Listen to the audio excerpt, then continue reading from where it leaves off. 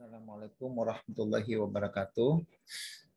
Baiklah, kali ini kita akan menjelaskan tentang modul 10, yakni contoh perhitungan gaya batang dalam konstruksi rangka.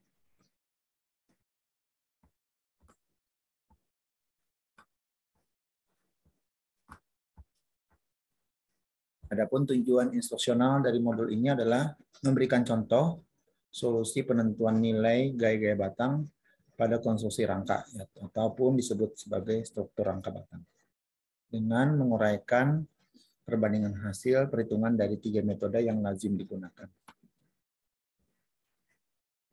Ini adalah contoh soal di mana sebuah konstruksi rangka seperti ini dibebani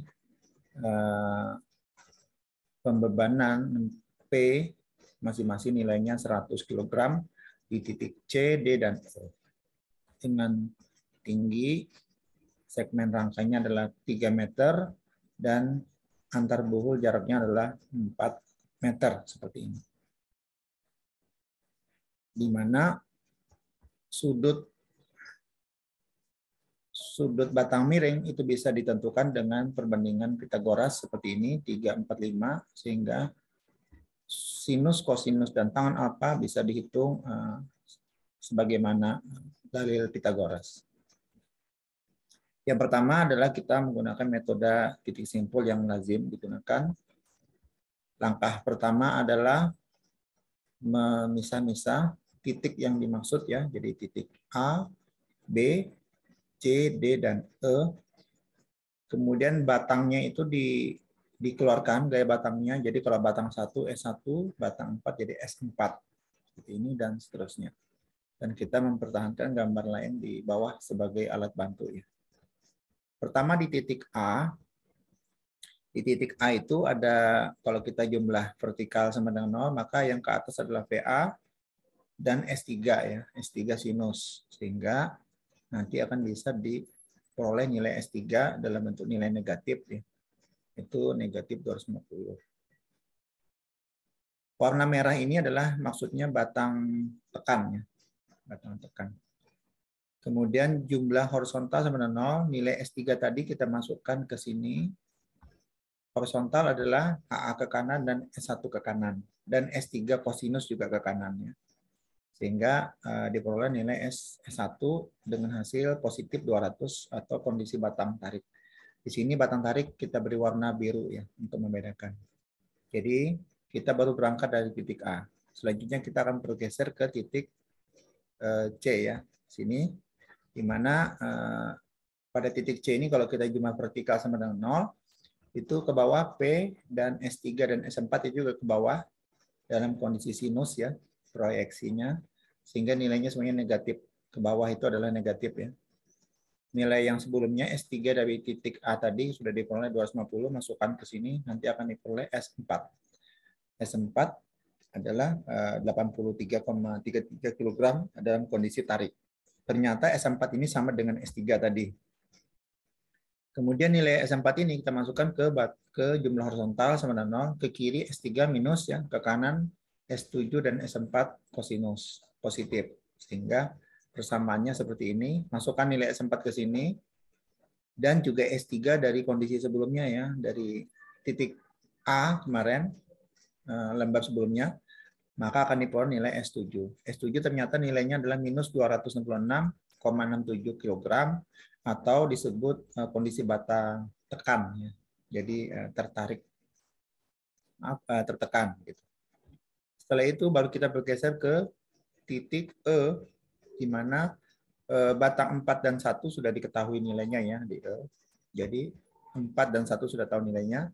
Jumlah vertikal sama dengan 0 itu berarti ini ke atas S4 dan S5 juga ke atas ya. Ke bawahnya adalah P, P-nya juga diketahui nilainya ya. Nanti P-nya adalah 100 minus ya. Sehingga dia peroleh nilai S5. S5 ternyata hasilnya adalah 83 sama seperti yang S4 ya. Kemudian nilai ini kita masukkan juga ke sini ya, ke jumlah horizontal sama 0, ke kirinya S1, S4, ke kanannya S2, S5. ke kiri negatif, ke kanan positif ya. Jadi ini minus-minus, kanan-kanan. Kemudian ada proyeksi kosinus. Dimasukkan semua nilai yang sudah diketahui, termasuk S5 yang tadi, maka diperoleh S2. S2 ternyata kondisinya adalah batang tarik. Nah, batang tarik seperti ini, maka dia sudah diperoleh hampir semua batang ya. Sekarang kita bergeser ke titik D. Di titik D ini telah diketahui batang 5 dan 7 ya. Sehingga yang perlu dicari cuma satu, yaitu batang 6 saja di D ini. Jadi kalau kita ambil jumlah vertikal, ke bawah P, ke bawah S5 dan S6 ya, minus, seperti ini. Maka ini sudah diketahui, maka S6 diperoleh nilainya adalah minus 200. Nah, di sini kita tidak perlu lagi menghitung jumlah horizontal sama dengan 0, karena semua gaya batang sudah kita peroleh ya. Di sini di titik D ini 6 sudah tahu, 5 dan 7 sudah. Kalaupun tadinya kita menggunakan jumlah horizontal sama dengan 0, diperoleh S6, maka jumlah vertikalnya yang tidak perlu begitu ya.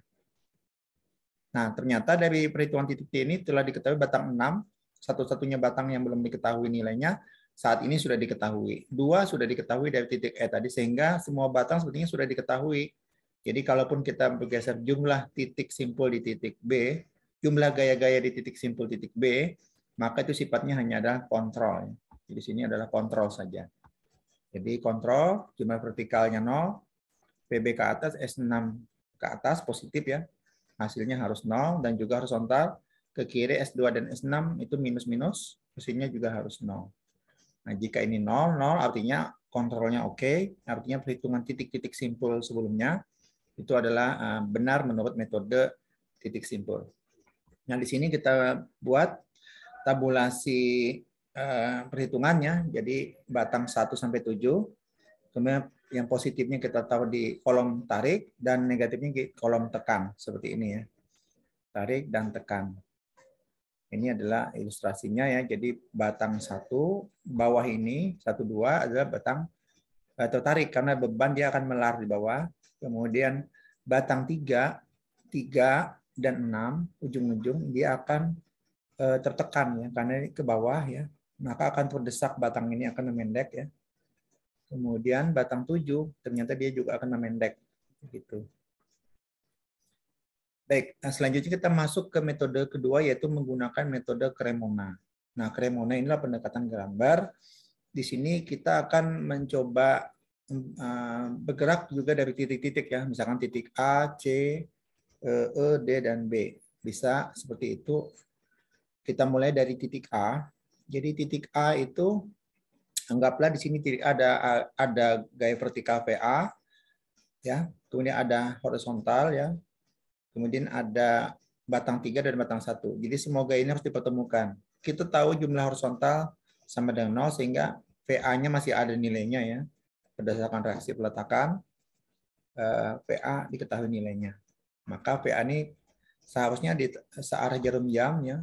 Titik A itu ada VA, HA, S3 dan S1. VA ada nilainya ya. 150 kg. Kemudian HA0, maka ini PA tarik dulu ke atas ya, 150 kg. HA0 berarti diabaikan saja. Selanjutnya S3 dan S1 ditarik garis yang kira-kira kembali ke titik awal sini. Jadi kalau S3 itu begini, miring, batang begini miring, tariknya ke kiri atau ke kanan. Jadi kalau kita tarik ke kanan, maka nanti pada saat S1 yaitu batang yang horizontal ini ya, kalau kita tarik ke kanan, S3 ini tarik ke kiri, dia tidak akan ketemu dengan titik awal. Sehingga dia harus ditarik ke bawah S3 itu. Jadi ini tarik ke kanan atau ke kiri, opsional saja, tapi yang penting ujungnya nanti balik ke titik awal. Seperti ini. Sehingga S3-nya ke kiri dan S1-nya ke kanan. Supaya dia kembali ke titik awal. Ini jumlah gaya-gayanya jadi membentuk semacam lingkaran gitu ya. Jadi kembali. Di sini kita harus membuat skala gaya. Misalnya di sini dalam contoh ini adalah 1 cm sama dengan 50 kg. Jadi di sini VA-nya digambarkan jadi 3 cm ya.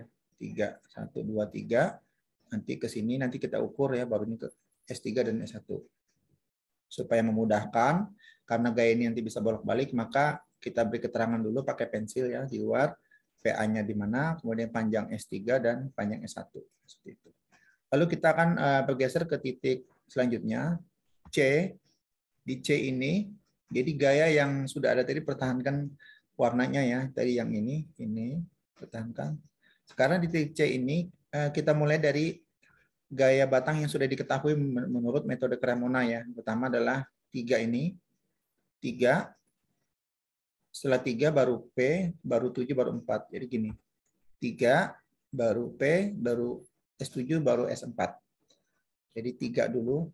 3 ini kita tahu kondisi batangnya adalah batang tekan. Batang tekan itu adalah batang yang menuju ke titik C. Sehingga dia pasti dari sini awalnya ya. Menuju ke C karena dia menuju ke titik C. Titik C di sini. Kemudian baru dilanjutkan dengan P. P arahnya ke bawah ya. Setelah P baru 7. 7 itu 7 dan 4 dicoba-coba ke kiri atau ke kanan. Yang penting dia kembali ke titik awal di sini. Sebelum S3 mulai. Jadi S3, P, S7 ke kiri ya, horizontal ini. Baru S4 ke bawah gini. Ini S4. Nah ini jadi kurang lebih membentuk garis-garis yang saling berhubungan seperti ini. Kemudian kita beri kode bagi sudah ketemukan ya, S4, S7, nanti kita ukur panjangnya ya, P1, seperti itu. Kita lanjut ke titik E. Titik E, jadi garis-garis yang sudah kita ketahui kita pertahankan dengan pensil ya. Lalu kita masuk ke titik E, tapi kita mengingat gaya batang yang telah diketahui adalah 1 dan 4 misalnya. 1, 4. Nah, 1 itu kita ketahui adalah batang positif tadi ya. Artinya dia meninggalkan, keluar dari titik E. Keluar dari titik E itu artinya di sini ya, keluar ke sana. Tapi di sini urutannya P dulu ya. Jadi kalau P, S1, S4, S5, dan S2. Jadi P itu ke bawah. Jadi sini mungkin awalnya ya. P1. Nah, setelah itu dia harus kembali ke titik awal sini. Gimana caranya? Jadi P ini adalah S1 keluar, baru 4, 5, dan 2 itu harus balik ke awal sebelum P. Jadi ke sini, ke kiri sudah diketahui ya. Maka yang kita cari di sini adalah S4. Tapi S4 sebetulnya juga udah diketahui tadi ya. S4 adalah positif, artinya meninggalkan titik E. Jadi ini titik E, dia keluar ke sana, meninggalkan. Sehingga setelah diketahui sebetulnya ini 1, 2, 3 sudah diketahui. Yang belum adalah S5 dan S2. Nah ini dicoba-coba. Mau ke kiri ke kanan, mau ke kiri ke kanan, yang penting ujungnya kembali ke sini. Ternyata yang mungkin adalah ke kanan. Karena baru balik S2-nya sejajar ya. Yang S2 nih. Sejajar balik ke sini sehingga kembali ke ujung titik P. Sehingga diperoleh S5 dapat dan S2-nya juga diperoleh sama dengan S1. Gitu. Kita lanjut ke titik D. Sudah D. Di titik D ini kita sudah memperoleh tadi 7, 5 sudah tahu ya. Gitu. Dan P juga sudah tahu. Jadi kalau kita urut, kalau searah jarum jam, 5, baru 7, baru P ya, baru 2 dan baru 6 ya, 6. 5, 7, P, dan 6. Jadi yang sudah diketahui dulu, yang sudah diketahui di sini kebetulan Bapak beri warna kuning emas ya, artinya sudah tahu duluan. 5, 7, dan P. 5 itu hasilnya adalah positif tadi ya. Positif itu artinya meninggalkan titik. Jadi titik D ini ditinggalkan. Jadi dia ke bawah sini. Ke sini panahnya ke bawah. Sehingga ini ke bawah sini. Setelah itu baru 7. 7 itu batangnya negatif ya. Artinya dia menuju ke titik D. Artinya dia arahnya ke sana menuju ke D. Ini jadi dia menuju ke D. Setelah itu baru P. P ke bawah. Nah, dari sini kita harus mencari S6 tidak ada pilihan lainnya. Jadi S6 itu harus balik ke sini supaya kembali ke ujungnya sebelum batang 5 atau S5. Jadi ternyata S6 adalah ini dan kita catat nanti panjangnya ya S6 ini. Gitu. Lanjut. Tapi sekali lagi ya, warna merah dan biru ini kalau merah itu artinya dia menuju ke titik, kalau begini, merah artinya menuju ke titik D. Kalau ini 7 juga menuju ke titik D. Jadi kalau dia warnanya merah itu artinya menuju ke titik D. Kalau positif dia meninggalkan titik D gitu. Nah, kemudian masuk ke titik B ya. B di sini telah diketahui adalah VB ya. VB saja yang sudah diketahui ya. Sebetulnya dua sudah diketahui sih, dua sudah diketahui ya. Tapi VB dulu searah jarum jam itu adalah VB baru 2 baru 6. Jadi kita cuma mencari 6 di sini. VB baru kemudian 2. 2 ini adalah positif tadi. Dia warnanya biru ini positif meninggalkan titik B. Jadi ini arahnya ke sana ya. Kemudian baru tidak ada pilihan lain, ujung titik ini balik ke sini, maka dia pasti arahnya adalah ke sini dan dia menuju ke titik B. Kalau menuju ke titik B itu artinya negatif ya. Jadi begitu, menuju ke titik B. Negatif meninggalkan titik B tadi positif. Jadi ini positif, yang ini negatif. Sehingga ini membentuk semacam lingkaran lagi, maka selesailah penggambaran Cremona. Jadi ini semua datanya kita record, panjang 6 tadi, S2-nya, VB, dan seterusnya. Gitu. Maka kemudian ini adalah gambar Cremonanya dengan penjelasannya. Ini panjang-panjangnya berapa, begitu. Ini PA, P1, P2, P3, dan PB. Lalu kita hitung berdasarkan skala tadi yang kita buat sebelumnya mungkin di kertas triminnya atau kertas bergaris. Maka tadi kalau 1 cm itu 50 kg, maka ini PA-nya kan 150 ya. P-nya adalah 100 ya. Maka semua panjang batang ini bisa kita hitung ya. Berapa senti dikali skalanya begitu ya. Nah, di sini kita buat tabel. Yang warna biru itu adalah batang tarik dan yang merah batang tekan ya. Jadi yang merah ini adalah batang tekan. Batang tarik tadi misalnya batang 1 terukur 4 cm. Nah, 4 dikali skala, 4 kali 50 ya 200 begitu. Demikian juga yang negatifnya 5 cm misalnya ya, 5 cm dikali 50 kg adalah 250. Tapi dia negatif ya karena tekan sehingga minus 250.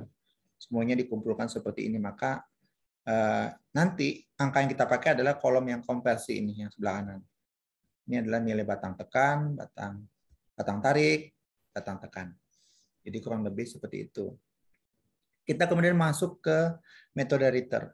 Sekali lagi metode Ritter ini adalah sifatnya kontrol, biasanya bisa mengacak nanti potongan mana yang kita tentukan. Dan dalam hal ini misalnya dalam contoh ini yang dipotong adalah batang garisnya di sini, di mana potongan ini mengenai 3 buah batang, batang 1, batang 4, dan 7. Maka bagian ini saja yang perlu dikontrol. Ritter itu macam-macam bisa potongannya di mana saja, tapi untuk soal ini, contoh soal ini adalah potongannya di titik sini ya, 1, 4, dan 7. Maka metode Ritter itu adalah membuat proyeksi batang yang terpotong ini adalah tinjau kiri di sini ya. Jadi yang sebelah kiri terlihat jelas, semua gaya-gayanya diaktifkan ya, PA, HA, P, kemudian batang ini keluar gayanya kan dipotong ya. S1, S4, dan S7, dan sebelah kanan itu tidak terlihat. Pilih salah satu sebetulnya, atau bisa juga sebelah kanan yang terlihat, tapi lebih banyak lagi gaya-gayanya, sehingga kita memilih yang sebelah kiri aja yang terlihat. Nah ini, kita pilih sebelah kiri terlihat, kanan tidak terlihat. Nah yang sebelah kiri, gayanya dikeluarkan nih, batang 7, batang 4, dan batang 1. Kemudian titik-titik ini tetap kita munculkan untuk kemudahan perhitungan. Pertama kita tinjau di titik C. Titik C ini kalau kita jumlah momen di titik C sama dengan 0, ya, maka batang gaya P itu berimpit, artinya tidak ada jarak terhadap C, berarti 0 ya. Batang 7 dan batang 4 juga berimpit karena ditarik mundur titiknya ke sini. Jadi momen itu kan gaya kali jarak. Nah, jaraknya 0 karena berimpit. Jadi batang 4 dan batang 7 itu 0, P juga 0, sehingga yang tertinggal hanya S1 yang ada batangnya. Batang 1, kemudian gaya lain adalah VA dan HA. Gitu. Jadi begini, VA, HA, dan batang 1. Nanti diperoleh batang 1 nilainya. Batang 1 jaraknya adalah C, jaraknya ke batang 1 tegak lurusnya adalah 3, sehingga diperoleh seperti ini. Kemudian masuk ke jumlah momen di titik E sama dengan 0. Di sini batang 4 dan 1 menuju titik E ya. Artinya momen kali jaraknya itu 0 karena panah ini langsung menuju ke E. Sehingga gayanya berapapun, jaraknya 0 ya hasilnya 0. Jadi batang 4 dan 1 tidak diperhitungkan dalam persamaan ini. Termasuk juga HA tidak masuk karena menuju ke E. Yang diperhitungkan itu adalah batang 7 dengan jarak 3 ya. Batang 7 dengan jarak 3, kemudian ada P dengan jarak 4 gini, dan VA dengan jarak 8 di VA dan jarak, sehingga diperoleh batang 7. Kemudian kita tinjau keseluruhan, kita ambil persamaan jumlah horizontal sama dengan 0, maka di sini ada HA ke kanan, ada S1 ke kanan, ada S4 dan S7 ke kanan dengan proyeksi ya, S4-nya. Maka seperti ini HA semuanya positif, S4-nya dengan proyeksi kosinus. Nilai-nilai tadi S1 dan S7 kita masukkan ke sini, maka kita akan memperoleh nilai S4 atau batang 4. Di sini kita perhatikan bahwa batang 1 dan 4 itu menghasilkan nilai positif atau batang tarik, sedangkan batang 7 itu kondisinya adalah tekan atau batang tekan. Sehingga kalau kita plot kontrol batang acak dengan metode Richter ini, 1, 4 itu adalah nilainya warna biru ini, kondisi tarik, sedangkan 7 kondisinya adalah tekan, seperti ini. Nah, kemudian baru kita melakukan perbandingan perhitungan dari 3 metode. Nah, ternyata hasil perhitungan dari 3 metode ini berbanding atau tidak, kita lihat ternyata kurang lebih seperti ini, titik simpul, Cremona, dan Ritter, 3 jenis metode ini menghasilkan nilai yang relatif sama ya. Jadi tarik, tekan, tarik, tekan, tarik, tekan.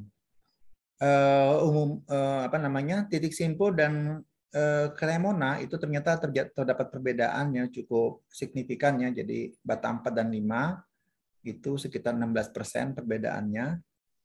Termasuk juga batang tekan ya, tarik dan tekan. Tekannya itu kurang lebih perbedaannya adalah 17% ya. Nah, di sini memang dimaklumi karena Cremona ini adalah diukur menggunakan penggaris. Jadi mungkin ada kesalahan pembulatan kemampuan kita menghitung dalam ukuran desimal senti ya. Tadi sebelum dikalikan skalanya tadi 50 kg skalanya. Sehingga sedangkan ini adalah eksak, perhitungannya adalah eksak yang 83 ini. Sehingga dia ini mungkin lebih tepat ini ya. Dan Cremona ini kan pendekatan saya sehingga dia ukuran pembacaan mili penggaris itu mungkin agak bias sehingga terjadi selisih. Seperti ini juga ya. Ini juga terdapat selisih, batang 7 juga begitu. Kemudian untuk Ritter dari 3 kontrol batang tadi ya, batang 1, 4, dan 7, itu ternyata hasilnya mirip dengan titik simpul. Karena Ritter ini kan juga sebetulnya adalah eksak, nilainya eksak ya, jadi bukan pendekatan. Sehingga dia hampir mendekati ya, cuma di sini beda sedikit ya, beda sedikit sekali dengan titik simpul, 0,01 aja bedanya ya. Tapi juga lebih mendekati ke titik simpul, kemudian di bagian batang 1 dan batang 7 itu nilainya sama. Dalam aplikasi sehari-hari biasanya orang lebih cenderung menggunakan Cremona dan Ritter.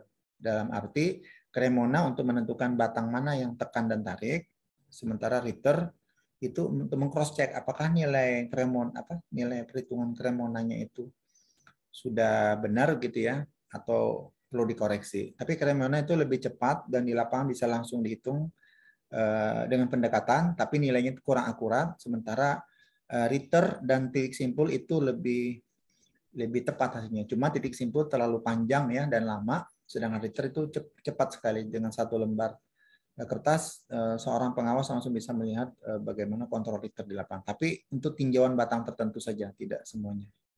Nah, ini kira-kira perbandingan gaya batang dari 3 metode ini. Demikian penjelasan untuk mode 10. Semoga dapat memberikan gambaran tentang perhitungan rangka batang. Terima kasih atas perhatiannya. Assalamualaikum warahmatullahi wabarakatuh.